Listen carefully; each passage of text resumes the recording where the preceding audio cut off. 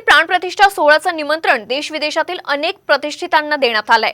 महाराष्ट्रातील 889 विविध क्षेत्रातील पुरस्कार प्राप्त प्रतिष्ठित आणि साधू संतांना निमंत्रित करण्यात आले। राष्ट्रीय स्तरावर पुरस्कार प्राप्त 534 विशेष निमंत्रित या सोहळ्याला उपस्थित राहतील।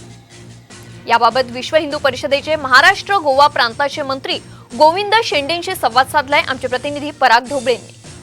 22 तारखेला राम जन्मभूमी येथे असलेल्या अयोध्येत रामाची मूर्तीची स्थापना होणार आहे। मोठा दिवाळीचा सण जो असणार आहे तो देशवासियांसाठी असणार आहे, भाविकांसाठी असणार आहे। यावरच बोलण्यासाठी आपल्यासोबत जे आहे गोविंदजी शेंडे सर आहे। 22 जानेवारीला जो प्रत्यक्ष कार्यक्रम होणार आहे त्याच्याकरता पूर्ण देशातून एक 7,500 लोकांना आमंत्रित करण्याची योजना आहे।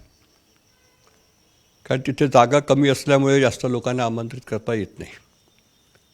म्हणून देशामध्ये ज्यांनी भारताचं नाव पूर्ण विश्वामध्ये विख्यात करण्याचं काम केलं, राष्ट्रीय पातळीवरती पण ज्यांनी देशाचं नाव मोठं केलं, ज्यांना पद्मश्री मिळाले आहे, पद्मभूषण मिळाले आहे, भारतरत्न मिळाले आहेत, असे काही लोक खेळ क्षेत्रातले असो, सिने क्षेत्रातले असो, व्यवसाय जगतामध्ये असो, सामाजिक क्षेत्रामध्ये ज्यांनी खूप मोठे काम केले असे लोक